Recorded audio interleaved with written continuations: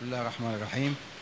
سماحة الشيخ علي سلمان، بداية أود أن أتقدم إليك بالشكر الجزيل على تفضلكم بإلقاء الضوء على الأحداث المؤسفة التي عصفت بنا، والشكر موصول أيضا إلى إدارة المأتم وكذلك الإخوة الحضور. لنتداول جميعا هذه المصيبة التي حلت على المملكة عامة والطائفة الشيعية خاصة. فلدي مداخلة طويلة نظرا لأهمية الوضع السيء الذي تعيشه الطائفة الشيعية في البلد جراء الأزمة التي لم نحسن إدارتها، فارتدت علينا بسلبياتها بدلا من الإيجابيات التي من المفروض أن نحصل عليها. وأرجع ذلك في النقاط التالية.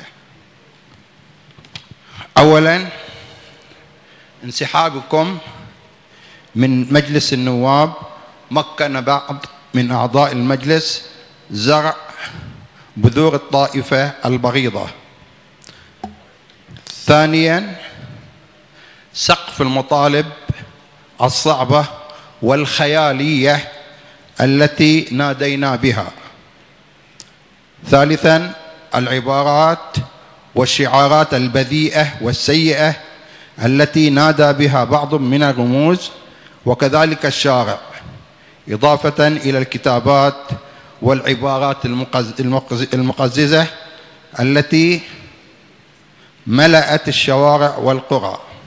رابعا، عدم استغلال الفرص التي أتاحتها الدولة ممثلة في جلالة الملك برفضنا عدم الدخول في اللجان المهمة التي تبنتها الدولة، منها على سبيل المثال لجنة ولي العهد وكذلك اللجنة الخاصة للنظر في الأحداث التي وقعت في البلاد. خامسا، تفاقمت الأزمة بتنحي سعادة الدكتور مجيد العلوي والدكتور نزار البحارنة من منصبيهما في مجلس الوزراء. رابعا، عدم مصداقية بعض السادة المتواجدين في الخارج والمحسوبين على الطائفة في الإعلام الخارجي، خاصة التحليلات التي يدلون بها عبر التلفاز غير صادقة وغير دقيقة وغير متفق عليها من قبل الكثيرين من الطائفة. أخيرا سماحة الشيخ، إنني أرغب بأن الطائفة الشيعية في مأزق كبير لا يعلم مدى تأثيرها على الأجيال القادمة إلا الله، وإنني أقترح السعي لإنقاذ الطائفة من المأزق الذي وقعت فيه عبر السعي الجاد من قبل مجموعة شريفة وحريصة من الطائفتين الكريمتين لانتشال الطائفة الشيعية من المأزق الذي هي فيه. انصر أخاك ظالما أو مظلوما. شكرا. أنا سعيد بأن أسمع وجهة نظر يعني من طبيعة لحنها أنها مختلفة عن الجو العام، وهكذا يجب أن تكون مجالسنا وهكذا يجب أن تكون حواراتنا، وأن نوسع صدر إلى بعضنا البعض دائما ولا نتضايق من أي شسمة. بمر على النقاط التي أشار إليها أخي العزيز بقدر الإمكان. انسحاب من المجلس، الفكرة ببساطة حاولنا من خلال المجلس وبالتالي قطعنا الحجة على هذا النظام وعلى غيره أن يقول للمجلس. دخلنا في 2002 بلديا ودخلنا في 2006 نيابيا وحاولنا أن ننجز هذا الأمر، وبالتالي وضح أن المجلس غير قادر على إنجاز شيء. لما وصلنا إلى مرحلة أن أولادنا يقتلون في الشارع، وجدوا الإخوة النواب بأنهم لابد أن يكونوا مع أبنائهم في الشارع، وما كان بالإمكان أن يبقوا في صورة مجلس غير قادر على وقف الرصاص باتجاه شعبه. وأعتقد أن هذا القرار اتخذ على هذا الأساس. موضوع الثاني، سقف المطالب المرتفعة. احنا ما حطينا مطالب مرتفعة. أحد طالب بالجمهورية، وإحنا كقوى سياسية طالبنا بالملكية الدستورية.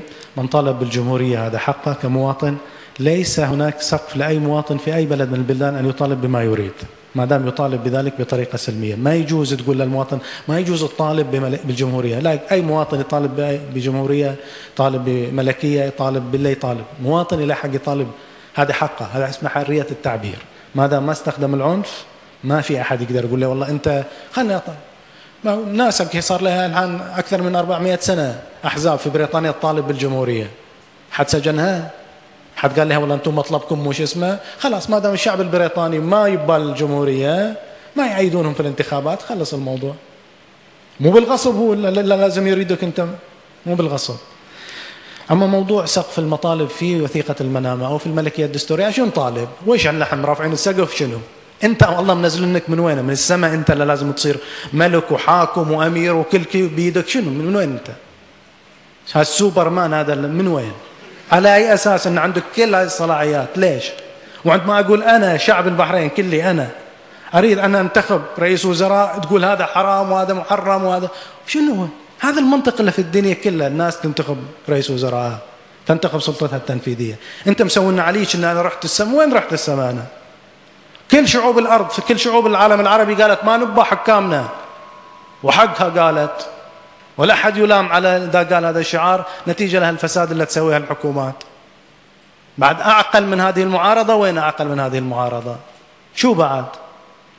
ما في معارضة طرحت مطالب بسيطة وأساسية وتحاول أن تبحث عن مصالح الجميع مثل المعارضة البحرينية.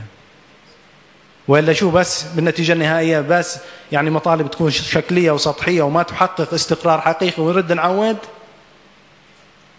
لازم أن نطالب بمطالب جادة وتغيير حقيقي حتى يحقق مستقبل أبناء البحرين جميعا. بعض الشعارات السيئة في كل الانتفاضات في الدنيا، في شعارات تطلع بس ما يحاسب الناس والقوى السياسية والمجتمع كله على والله واحد رفع شعار قد يكون مختلف حوله. تتصيد يعني أنت في الماء العكر. شوف هناك في التحرير قالوا بس يريدون إسقاط مبارك، في شيء ما قال في التحرير، في شيء ما قال في تونس، في شيء ما قال في اليمن، ما في. نترك هاي الحجج والألفاظ والجسمة. الآن احنا كقوة سياسية ونعتقد أن في يعني نسبة كبيرة من شعب البحرين وغالبية من شعب البحرين تريد التحول إلى الديمقراطية. اترك عنك الحكي واللفة والدوران، تعال هني. لا تقول لي والله انتم قلتوا نرحلوا. ايه، في ناس قالت ترحلوا ضاقت صدرها. شو وش يعني؟ هذا مطلبنا الآن. احنا مطلبنا ديمقراطية حقيقية. تعال نتكلم في الموضوع. وايش اسمه؟ عدم استغلال الفرص التي أتاحتها الدولة واللجان مثل لجنة ولي العهد. ما في شيء اسمه لجنة ولي العهد. كان في فكرة حوار واحنا اشتغلنا على هذا الموضوع وعملنا على إنجاحه، ولكن ما وجدنا الأرضية الحقيقية التي يمكن أن تتقدم، لأن أنتونا كنا يعني شعب البحر شبعانين حكي بعد أزيد من سنة 2001 وأن احنا وصلنا إلى يعني انعطاف ديمقراطية وخلاص الشعب راح على الأقل السلطة التشريعية راح تكون عنده. أكيد قال له أكيد تبون بعد أزيد من كذي؟ أكيد المجلس المنتخب هو صاحب الصلاحية التشريعية، والمجلس المعين للاستشارة فقط. تصريح 9 فبراير. بعد أزيد من هذا وش بعد ما في قيمة لأي وعد يطلق من أي مسؤول في البلد. نبى شيء لا يمكن تأويله ولا تفسيره ولا اللف عليه، والنظام ما قدم هذا في يوم من الأيام. وإذا ما بيقدم في المستقبل هذه الصيغة الواضحة التي لا تقبل والمتفق عليها، ما في حل بمسألة والله إيه إن شاء الله هيبلع ويشرب مية. ما عاد أحد يشتري. ما حد يشتري في السياسة. هو ما يشترى. وتجربتنا في البحرين تقول ما يجوز أن يشترى. توافق واضح 1 2 3 في اليوم الفلاني في الزمن الفلاني في التاريخ الفلاني يتحقق، وما في إمكانية لللبس عليه ولا في إمكانية. هذه الصيغة المطلوبة حتى تطلع من الموضوع. أما هذه اللجان الشكلية مالت لجان تعالوا صوروا، وعلي صالح مسكين قاعد يدور ويخربش وش اسمه، وبالنتيجة وفلان قاعد الظهراني قاعد مجمع له، هاي كلام فاضي. يعني شعب البحرين كبر على الموضوع، ما عاد بإمكان الضحك عليه بمجموعة شكليات ولجان.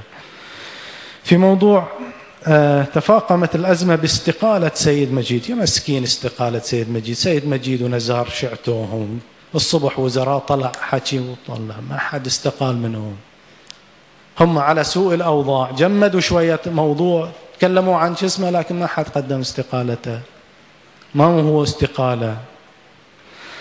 الخارج غير المنضبط وغير الصادق وغير الكذا، والله كل ما قيل في هذه الحكومة بالنتيجة النهائية ترى قليل عليها. ولكن أقول أنا أدعو، عندما دعيت إلى التوثيق وأدعو في الداخل والخارج. واليوم في مقال قريته إلى محمد المسفر عن وضع بشار. الآن تتفق وياه تختلف وياه، بس باخذ الفكرة الرئيسية منه. قال هذا نظام دكتاتوري. هذا نظام ما أدري شو، عدد 6-7. قال هذه على، احنا بعد ما بحاجة نزيد شيء ترى ونشدب على نظامنا، ما يحتاج. تبى تقول دكتاتوري. نظام يميز بين مواطني على أساس المذاهب، يميز على أساس الأعراق، يميز. نظام فاسد، الفساد ضارب الأرض، وتقرير ديوان الخدمة ديوان الرقابة شاحن الأوراق. وإيش بتقول؟ كل شيء، ما يحتاج تقول ولا تزيد ولا ندفع. انتهك أعراض، بس يوني قال انتهك أعراض. هدم مساجد، بس يوني قال هدم مساجد. وإيش بعد تبى تقول أزيد؟ وإيش بعد من جرائم أزيد ما حد قال العالم؟ فما محتاجين نزيد على هالنظام ولا درات واحدة. يعني سجله صاير أسود وما يحتاج بعد أنت تحط فيه شيء من هذا. فأنا أرجو أن نلتزم بالدقة ونلتزم بالجسمة في الداخل والخارج. الطائفة وإنقاذ الطائفة من أزمة. الطائفة في موقف كريم وتؤدي تكليفها الشرعي وتؤدي تكليفها الوطني، ولها الفخر والشرف في ذلك والتضحيات. وإحنا كنا يعني قاعدين مرتاحين قبل 2011، يعني إحنا كنا مرتاحين، وبالنتيجة النهائية حقوقنا مصونة وكل شيء على خير. أنت صار لنا 20 سنة عجزانين نسوي ماتم في مدينة حمد، هاي حقنا. صار لنا 20 سنة و10 سنوات من بعد 2001 ما يسمى بمرحلة الإصلاح. مو أولادك ما يقدرون يحصلون منحة جايبين 99، ومو أبنائنا ما قادرين يتوظفون، مو في الداخلية ما قادرين يتوظفون، في الصحة فراش. وإيش يعني بالنتيجة؟ وإيش إحنا اللي كنا في طائفة؟ وإيش كانت يعني بيتمنون علينا أن إحنا نلطم على الحسينة وفاضحيننا والله إحنا نعطي إجازة يوم 10 و9. خير يا الطير. هاي البلد كانت تعطل 10 أيام على الحسين، صارت منا على شيعة أنهم يعزون يوم 9 و10 يعطونهم إجازة. نحن مواطنون، لنا حق المواطنة. صوتي مثل صوت أي واحد من أفراد الأسرة، صوت أي واحد من أبناء هذا الوطن له نفس القيمة المواطنية، يجب أن يتحول إلى نفس القيمة المواطنية. هذه حقوق طبيعية وأساسية. والطائفة وأبناء الطائفة والمعارضة من كل الطوائف ومن كل التوجهات السياسية تقف موقف وطني من أجل مستقبل أبناء هذا البحرين ومن أجل حاضر أبناء هذا البحرين بكل الطوائف ولكل الأعراق. تفضل.